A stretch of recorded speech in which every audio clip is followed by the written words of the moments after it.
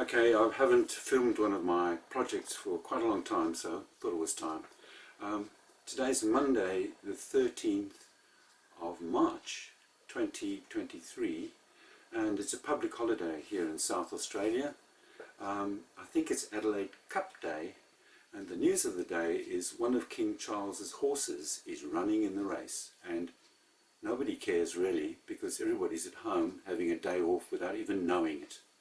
So what I'm doing today is I'm going to try, I've got this monster, I'll show it to you, I've got this monster bench that I made, but I thought now I'll make something really solid, really steady. And so I've used the most incredibly heavy bits of timber for the top. They're old laboratory benches, and it weighs an absolute ton. Look at the legs, it weighs an absolute ton. And previously I've had wheels on it to move it around. In fact, it's a white elephant, but I'm reluctant to get rid of it because it's got so much lovely wood in it. That sounds crazy, I know. It has two vices on it, and it's a nice surface, but when the wheels are down, anything you do on it, it just rocks all over the place, despite the fact that it has locks for the wheels. But no matter what you do, these wheels, even if they're on lock, if I can do that, the whole thing rocks around. So I'm trying something different. I'm going to put on a mechanism that allows the wheels to be popped out of the way, and when you need it to be popped on so that you can roll it around. So follow with me my efforts to do this. First thing, I've done a mock-up of this cardboard that I've had a picture of now, and to see whether the mechanism will lift the wheels high enough. Essentially, this top beam rests on the bottom beam, and then they're locked together, and when you unlock them they pop up and the wheels move inward and up off the surface. You can see they're just barely below the surface of the thing. So what my next step now is to, when you're on your own and moving something as hefty as that in your workshop requires a lot of ingenuity. So up on bricks and resting on a garden bench back here so that it doesn't fall over. So you find a way when you're on your own, and so it's relatively stable. I'm busy taking these wheels off because they're going to go onto the mechanism, and then I'll cut the wood and start the process. I'll take you along with me. See you later. It's a few hours later now. I suppose I can swivel around and show you the time. It's 3:10, still on Monday the 13th of March. And I've now, I wish I'd made a film of me organizing this bench to be lying on its end like that. You might see a bit of brick dust here and there. I've had bricks and I've had all sorts of collapses and disasters. Anyway, it's there. And then I've taken off the wheels, and there's one wheel on there and there's the other one I'm holding out. They are too big for my purposes. I'll show you why. This wheel is going to be mounted inside here like this. Let me get it right. It'll be mounted in there somehow. It's far too big. It nearly goes right across to the other side, so that's swiveling around, and also it's got to be away from the edge because it's got the locking mechanism, so it just couldn't be done. So I went down to the hardware store for the second time today. First time was to get hinges, and I've now bought a much smaller wheel without a locking mechanism, so that would be much more feasible. However, that throws out all of my measurements here of these measurements, the depth and all of this. So what I'm going to have to do now is, before I do anything, is recalculate all of this so that these are suitably at the right level, just to pop down and wheel, and when the support boards pop out of the way so that the feet rest on the floor. So next step is to recalculate, and then with the new measurements for the wood, cut the wood, and on we go. So here we go. Yeah, so the great recalculation is over, and just a hint for those of you who are not 76, you lose confidence and you calculate and you go, is that right? And you question it and you double check and you do all sorts of little calculations and tracings and measurements and things. And even now I've got butterflies in my tummy, because I think, you know, I've now said this is what I've got to cut, this is what the sizes of the wood that I've got to cut. I'm still a bit uncertain, so fortunately I have quite a long piece of wood and I have another one in my store, so if things go horribly wrong I can make some more, but I don't want to. So that will give me 2 of these mechanisms. So next thing is to cut the wood and start to fit it, and you notice that this dimension has changed now. That dimension there has changed because these wheels are smaller, and so the whole thing will be a bit lower because they're smaller. So let's see how that goes. See you later. Right, so there's the wood cut to sizes that I've stipulated in my little calculations there. But hey, can I just draw your attention to this? Here's my saw, very lovely saw. It's got a dust port there, and I've connected that to my vacuum cleaner. But talk about a waste of time. Look at this. Look at the sawdust everywhere, on the floor, all over the place. So somebody ought to have a look at dust collection at the point, you know, on the machine, because that's just a token. That little suction there, not much of it goes down there at all. It goes all over the place. I think that's one issue. You know, it's all very well to have a dust collection system, but not much point if it doesn't, if the port on the machine doesn't deliver. Okay, on I go to the next stage. Okay, so I've put the wheels on those, but these have to be raised by that length to match them, and you'll see. And so I've glued these down, and now I'm going to screw them. And then these are the holes for the wheels. So I've drilled these holes. I've drilled them all, in fact. And you'll see, I don't know if, 2 things. I glue them first and wait till they dry, and then I screw them. So I can position them nicely and the groove sets, and then when I screw it in, it doesn't slip.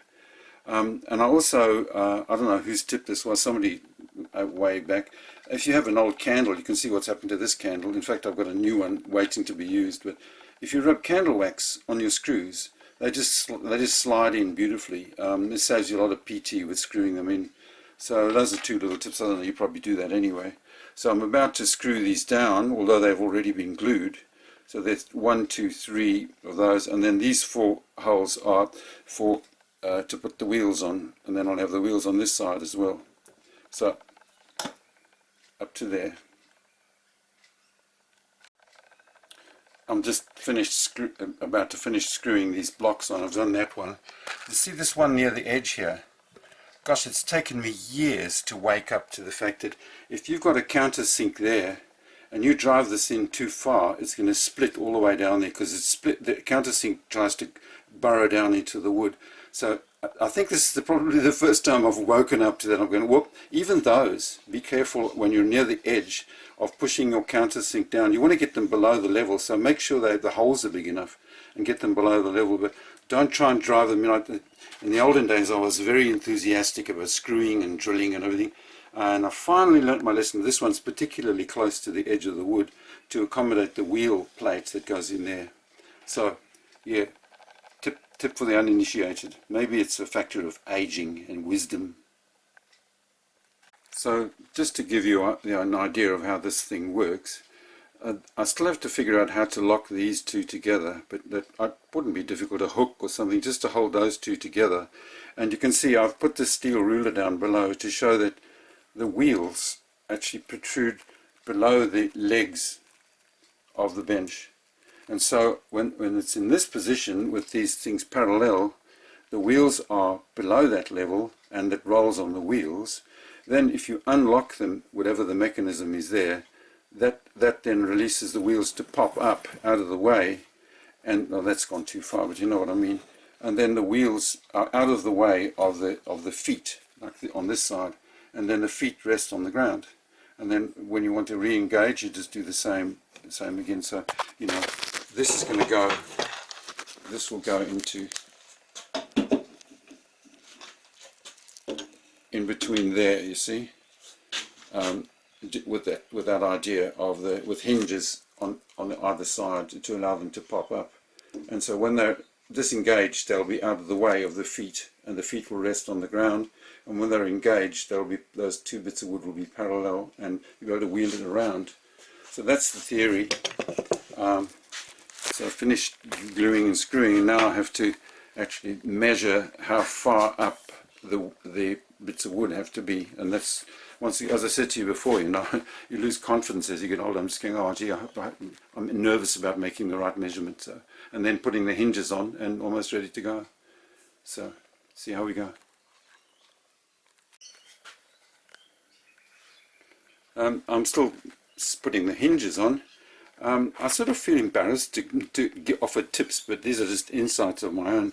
You can see I've marked up the holes for the hinge, the 3 holes to match the hinge holes, and you can see I've just put a tiny black spot where the center of the hole is. Now I know some people take a pencil and they draw around and around, but sometimes the pencil doesn't quite do the edges of the hole well. So what I do is I take a sharp awl and I make a hole exactly on the spot.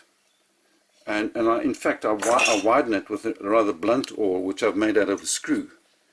I just put the screw on the grindstone and put it in here to make it wider. You can't use a punch because the drill you're using is quite thin, and the punch hole is going to be way out. So I just use the awl to locate the holes, and that means that the drill hasn't wandered across the surface and made my hinge skew. So hope you find that useful. As I say, I don't feel qualified to advise anybody about such things.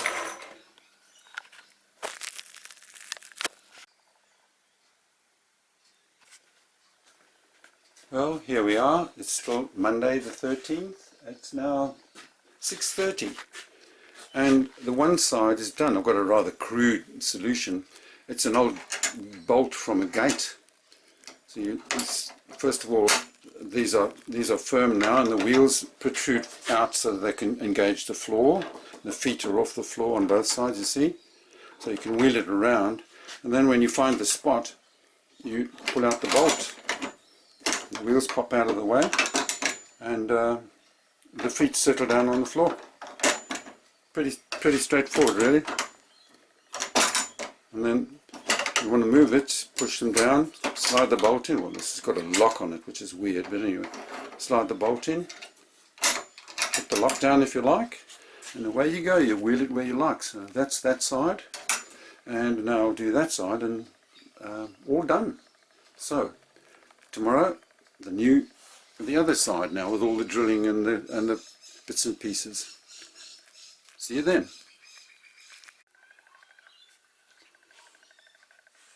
Good morning. It's now the 14th of March at 12:30 in the afternoon, and I finished that one. I'm relatively pleased with that. You know, it's not very sophisticated, and the locking mechanism is pretty crude. I've used one of these bolts, you know, the gate bolt, just to hold it in place. So on I go to the next side. I've turned it over, as you can see. I'm all stiff this morning for wrangling this monster of a bench. You know, it's much too heavy. Anyway, let's see how we go with side number 2, and then lift it up and roll it around. Well, it's now 1:30 on the 14th of March, and I finished it's pretty rough and ready, I must say, but who's going to be looking at it? I thought of painting them, and they're just going to be underneath here.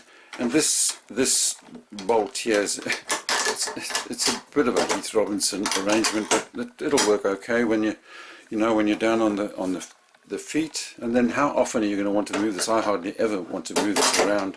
So locking it in there when you want to move it's fine. If you can never get it together, there you go.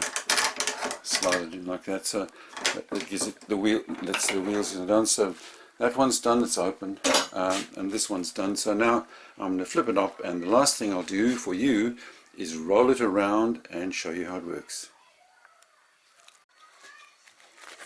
There we are. As promised, I've turned the beast over. Gosh, it weighs a lot. I'm stiff this morning from moving it around, but you can see now the wheels are down, so you can move it around and shove it around. So it's going to go in there. We'll go in there. And then I'll let the wheels down and it can sit there. Then it won't rock around when I'm sawing and things on this device.